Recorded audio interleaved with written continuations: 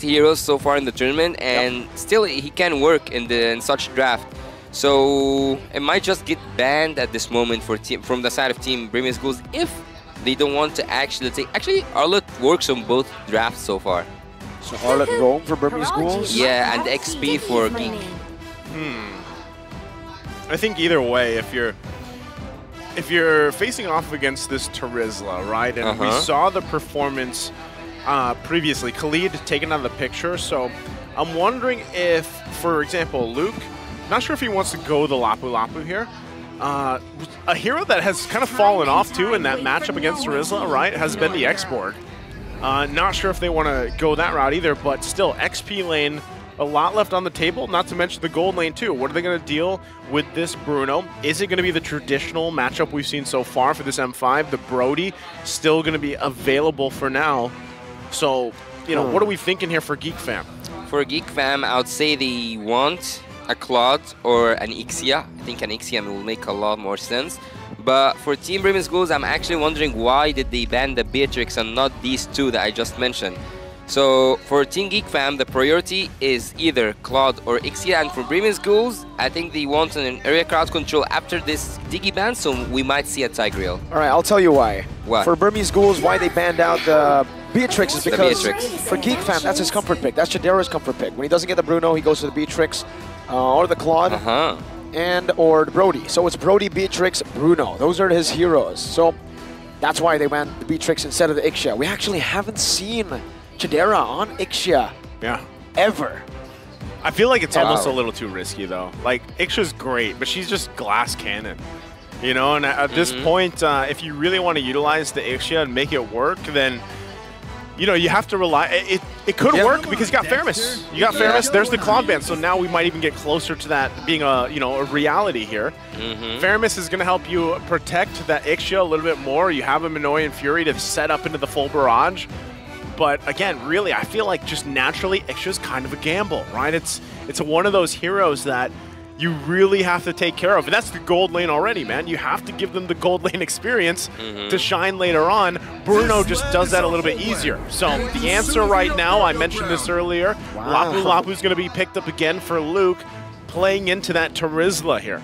Maybe Coach Lin Daddy is actually forcing Kadera or like putting him into taking the Ixia, because you said, Marikora, just now that you haven't, based on your own experience, you haven't seen Kadera play the Ixia, right? The beat of the flash. Yes. I think that would be a solid option to go for, right? Just ban all of his heroes, which they are doing right now with the Beatrix, Claude, and the Bruno pickup. But I think it's more so to force the Brody out. The Brody will be punished by this comp a bit more than the Ixia, per se, right? I mean, technically, now with the Joy pick, both are pretty bad, right? Both can get countered here. The Ixia can get dove, the Brody can get stopped by the penalty zone, and Burmese Ghouls, they go for the Ruby. Ooh. They went with it again. It's a comfort pick. Might as well. It worked in Game 2. Let's try to make it work in Game 3. What's going to be the final pick, though? Safest choice, Irithyll. Irithyll, wow. Has to be, right? Yeah. Safest choice. We haven't seen her pop up too much. I've been Oh, that's a risky pick there. There's no Adet this time. Yeah, against the Joy. Yeah, against the Joy.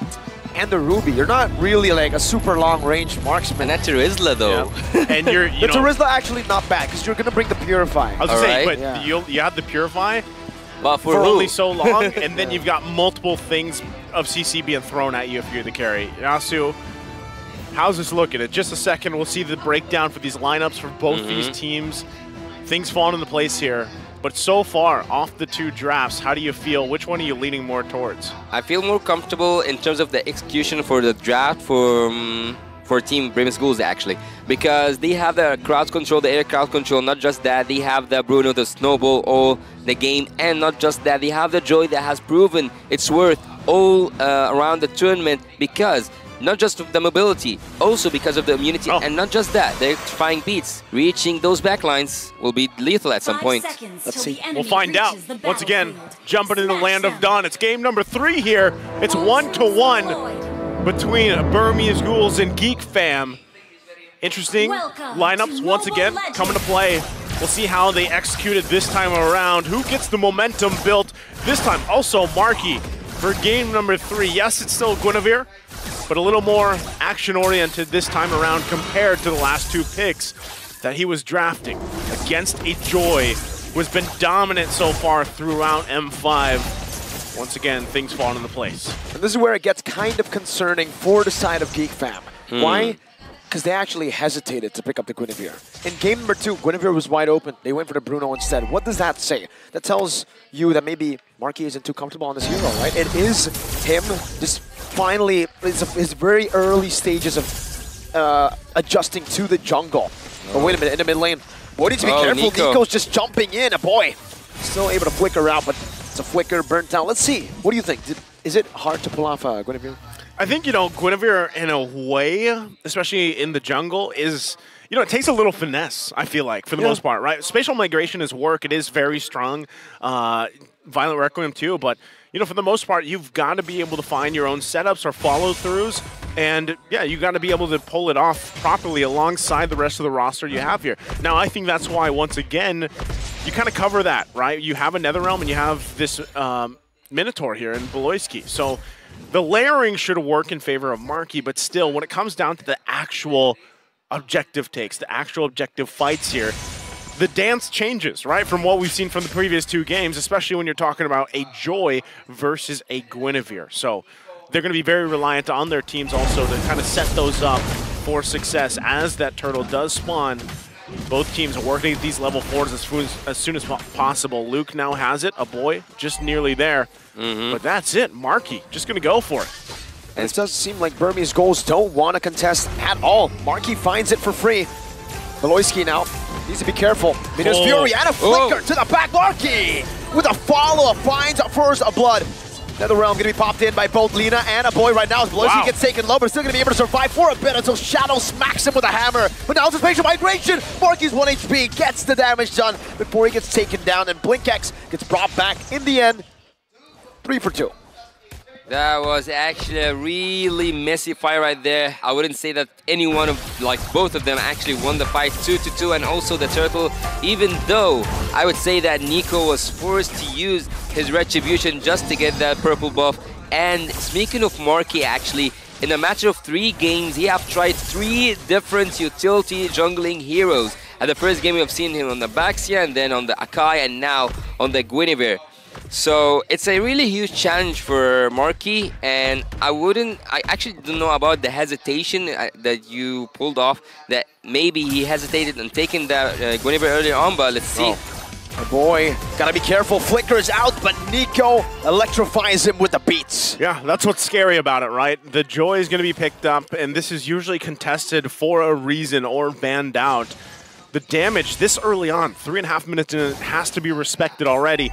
And, given the way that if you look at the previous game, Burmese Ghouls, they didn't get any of the turtles, right, in the previous one. But they were okay with that because they set things up to get to a point where then they could contest the Lords. And I feel like that might be a similar situation here. Battle for the purple. He steals it. Spatial migration canceled. Netherrealm giving him some HP. Oh, the pullback from BlinkX all the way to the turret. That actually ends up saving Marky as he found the angle to jump out with the clone, and Geek Fam get out. They get a win too. They stole away the purple buff. That purple buff being stolen and the levels going for the favor of Marky, but looking at the emblems a while ago, Bantina going for a really good approach when it comes to the penetration, and also the Bruno wanting to rely on himself when it comes to laning phase, taking that tanky approach and also buying the Has Claws as fast as possible. Hey. What happened? No, I'm just saying hey, because it seems like Luke is saying, hey to Shadow. Yep. Don't get too far across the lane. I'm going to smack you. Just waving his swords around for now. Turtle going to be up, though. So Geek Fam in position. Burmese Ghouls wants a response. A fight across the map. Up top, they wanted to go for the engage. A boy able to disengage from this one. Blink that's X. far. They don't have a flicker, man, and he is caught in the midst of it all. Don't run, Wolf King. Good one. Now they're in a penalty zone. On to 3. Locking him down for now, but Luke is able to bring out the bravest fighter. A boy, 1 HP, now gets smacked down by Shadow. But it's a turn. It's an exchange. Chidera rotating from the top side, or the bottom lane perhaps. Now, what? Just jumped to his demise. The Burmese Ghouls capitalize, and Stitch find a turret as well. Man, that response, just to go for the mid-turret, put the damage. Chidera comes up, finds his death, and now Nico also going to take the purple buff. So they didn't care about the turtle. Again, Wait, they might just want to give it up. They might want to go for it too. Remember, Nico didn't use his retribution, but nah, it's it's going to fine. be bursted out. A bit too fast unless Shadow gets a cheeky steal. Oh, my goodness. If he would have got that. That was close, but Beloyski. Minions Fury, this time Blink X. There's no way he escapes that. He's been escaping out of a lot of things. Luke, try to go for a flicker play. Didn't quite find Stitch there. All right, taking a quick look at the items here. Yasu, how's it looking? It's looking actually pretty good when it comes to Bruno and his farming. And also, he's not only farming in his lane, he's also now using the assist of the minions in the mid lane. And the top lane, Burmese Ghouls are taking a turret. And the bot lane as well, we can see the trade coming from Geek Fam. And Joy is not looking in a really good position here. Well, what I noticed too, the way that Nico's playing this, hold on, Marquis. Very aggressive, now going to be punished. I'm offended, Terrify, and the ball coming down from Stitch. Goal. See what I mean? Goal. Go. That's, at that point, that's what I mean by it takes a little finesse to make the Guinevere work, right, for the most part. But with that, going back to what I was saying earlier, Nico, for the most part, for this Joy jungle, it seems like a lot of times he's just going to try to farm up as fast as possible, get the items that he needs to win some of these team fights later on, whether that's getting an automatic kill against Geek Fam leading into these objectives, you know, or how they play around that. That's really up to Nico, but so far he's kind of just gone as, let me just ignore these turtles for now, but in the mid lane. Luke wants to ignore everything, but gets caught in a lot of damage. He dives in deep, but Stitch finds a worldie. Luke is 1 HP, and Shadow demolishes him with the penalty zone. As Stitch buys the Berserker's Fury. Is that the power spike they were waiting for to finally take control of the game? To just dictate the game. Just getting that position they're going to be looking for. Holy Crystal now being picked up by Nico. Shadow going to get dragged. Still trying to work on this mid lane turret. Oh, nice hook. Got Goes Requiem. Ooh, Still that gets was out. close. Still gets That out. was close. A bit too close for comfort. Yeah, so with that, they might actually go ahead and just try to take this turtle, but as you see, Nico not even a part of this right now. Still working on his buff, the orange buff. Going to go ahead and grab that. Marky doing the same. Both teams getting in position, but this time around, Chidera's not part of this fight. No. So it's just going to be Turtle now going to the hands of Burmese Ghouls. They've garnered themselves a 3K gold lead up to this point. Very decisive once again in a lot of these decisions they're making throughout the course of this game. Geek Fam has to answer them, finding their own. And again, item checks here, Yasu. How's it looking with that almost 2-5 now ahead? Well, I'll tell you about the items, but just after I tell you this point, Team Burmese Ghouls, the only difference between them and Team Geek Fam is that after each team fight, Team Burmese Ghouls actually take an objective after it. So let's say, for example, if Team Burmese Ghouls wins a team fight, they go for a turret. If Burmese Ghouls wins a team fight, they go for a jungle invade. But for Geek Fam, they are not doing that at all. The scariest thing I saw from the items here, aside from, you know, that point you just made, is the fact that Nico has that Holy Crystal, has the Genius Wand. If he just causes havoc, reducing that magic resistance from Geek Fam, and then here comes Lena popping in with the Valentina, it's going to be quite a bit of damage to deal with for Geek Fam, and they're not necessarily where they need to be defensively yet. It's still early on, right? So as these team fights unfold, that's where you kind of have to rely on the kits of these heroes that you've drafted. But Loyski, even taking quite a bit of harassment, yes, he's going to be able to heal back up, motivational roar and everything else, but still, that's the plan for Burmese Ghouls as they go through this. Looking at the damage dealt, though, you can already see things, once again, favoring Burmese Ghouls. Stitch there on top. Team Geek Fam, actually, at this point, they are looking for a really perfect setup to find an opening for Khedira to go in, because it's so hard to set up for a hero like the carry. But looking here, Shadow is waiting. Penalty zone onto Chidera, still able to kite away, and he bursts him down. Shadow did that for the tier 2. Now, we'll see if that's going to be worth it here, as Burmese Ghouls were actually able to find another objective up top. So it ends up being completely worth it. 1 kill for 2 turrets. Yeah, macro level. Burmese Ghouls is just on point so far. With Shadow gone, though, for another 8 seconds or so, they're going to have to wait. Probably stall out the Lord the best they can against Geek Fam. Given the situation, Chidera still planting the bottom side, waiting there. Now Shadow going to make his way for this. We'll see. Geek Fam, once again, do they actually want to pull the go on this? given the situation. Being 3K down here, it is going to go ahead and reset. So neither team wants to commit just yet unless Burmese Ghouls decides to give it a go. Still a lot of this too. Nico waiting patiently. Oh, Carries in the bottom lane. Beloyski gets pulled down with I'm offended. Marky now trying to run away, but he's get caught in the wall. And he falls. Geek fam, were they trying to just concede it all the way from the start? The carry was shown. And they still look to try to contest, and Chidera doesn't get anything aside from the tier 1. Well, for Geek fam, the only setup that was possible there is for Beloyski to go in and use his ult, maybe with a flicker in, not out. But here, good, I'm offended. One more shot should do it. Nico. Worldy is bouncing all around. That is truly a worldy from downtown. A half-court shot. Beloyski getting saved by that nether realm, but my goodness, Burmese Ghouls, they're outplaying Geek fam. I say this is a different Burmese Ghouls from what we saw from the group stage. Wow. You know, yes, I know they made a little bit of a change there, but still the game plan that they're approaching this with is just showing that it's working, right? The synergy between them, the shot calls, the way that it's unfolding here, it's a refined Burmese Ghouls from the group stage right now with this Lord top side making its way. Geek fam, full force though. Should be able to defend against it. It is rather quick to deal with. We'll see how they hold on to it. Shield's gonna go. Electrifying beats just jamming in the back line of Geek fam, in the base of Geek fam. Oh, there's a conceal here by Blink, but he's not committing to it. Gonna be happy with that mid turret going down 2 already. Once again, early Lord taking down these 2 turrets. Whoa! I'm offended. Onto the penalty zone, the combo.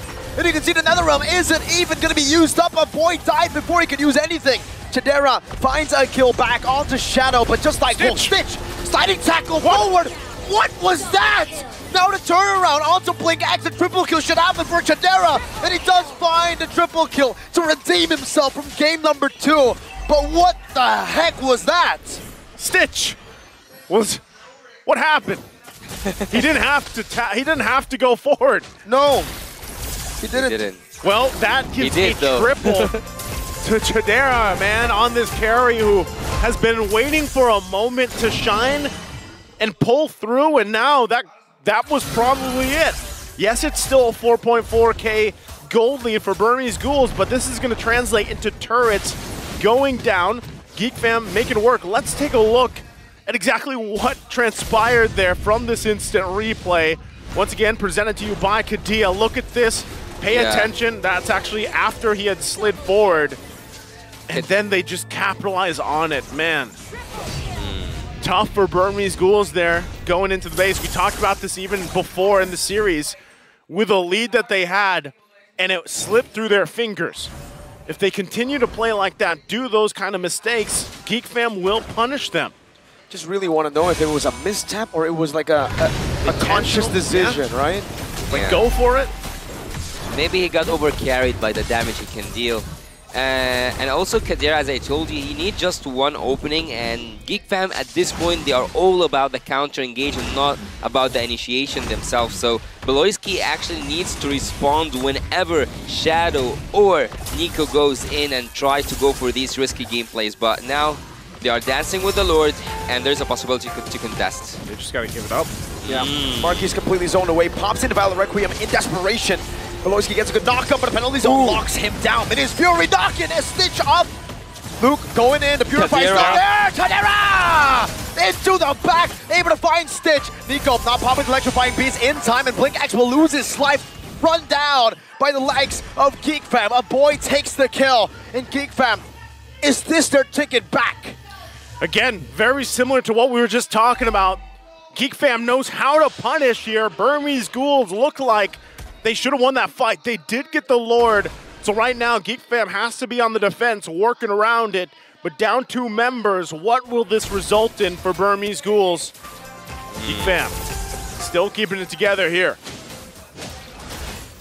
Well, for a boy right now, once he got the Holy Crystal, now he can deal a decent amount of damage. He can use the groupings that Team Burmese Ghouls can actually do, but Kadira can also find his way through with this damage, with the true damage that he can deal to these tanky heroes. And if you look at Burmese Ghouls side, you will find Shadow blink, and not just that, Nico at some point cannot deal with the damage output that carry can actually do. Look at the damage dealt here. You will see that Stitch is sitting there on the top, but again, right now, when you look at Team Burmese Ghouls, they are not actually setting up anything for Stitch at this moment, and he got over carried by his damage, and this is where you face the consequences of your actions. Team Burmese Ghouls, after being in the driver's seat, as we say, they are now afraid of the counter engage that Beloyski can pull off. Beloyski at this moment is the turning point for Team Geek Fam to get into the game, and not just that, to finish it all off. We'll see if they're able to do it. Once again, you saw the damage meters there. Burmese Ghouls doing an amazing job. Shadow also top there for the damage. Has been on point for a lot of these setups. So Geek Fam, you know, they've slowly whittled down that gold lead that was in favor of Burmese Ghouls. But here's the thing, the reality of it all, as that Flash to the Oasis is picked up by Beloyski, which will help them, they still have to manage this base. It's fully exposed, right? That's the advantage that Burmese Ghouls has right now as they wait patiently for this Lord to come up. Because at that point, they know, okay, Geek Fam, you got to respond to us. Either join us for the dance, manage your waves, manage the base, maybe possibly split them up. So, Burmese Ghouls, even given that situation, if they get displaced themselves, if they get set up upon, are not able to deal with their Nether Realm, the Minoan Fury, that type of setup potential, they could lose another fight, which would just heavily swing things in favor of Geek Fam if they secure this Lord in 10 seconds. And speaking of that possibility, actually, for Geek Fam, if they win one more fight, it's actually enough for them to finish the game, because having the minions in this period of time, like 17 minutes into the game, you can actually tunnel through any lane that you choose, and you have an advantage into. They're gonna go for it here, Geek Fam. They've got the information. Oh, Shadow! Marky's gonna be zoned away. Beloyski jumps into the midst of it all with the Minions Fury, but is unable to find much. Now the rest of the team caught in the I'm offended. Blink X finds a big play, but now Chadero's free hitting in the back. Nico jumps in with the Electron fighting beats. Marky gonna lose his life as he pops into Violent Requiem in desperation. Chadera terrified and taken down. The Burmese Ghouls come alive once again in the 17th minute of the game. A boy and Luke are going to be alive here. Burmese Ghouls, though, alongside the Lord, are going to run it down mid. All the way, they're looking to end game number 2. Luke with a desperate flicker forward, not even taking Lina down. That's a killing spree for Stitch and Nico as they take us to match point for the Burmese Ghouls. The Burmese Ghouls once again come out swinging, won't let it slip through the hands this time as they get to match point against Geek Fam here with another decisive match against the team from Indonesia. How will the adjustments be made? But so far, what a performance from both of these teams. Burmese Ghouls, though, coming out on top. Burmese Ghouls at this moment, they are rising from the ashes. They are appreciating this second chance and using it to its full. Right now, they are on the road, and right now,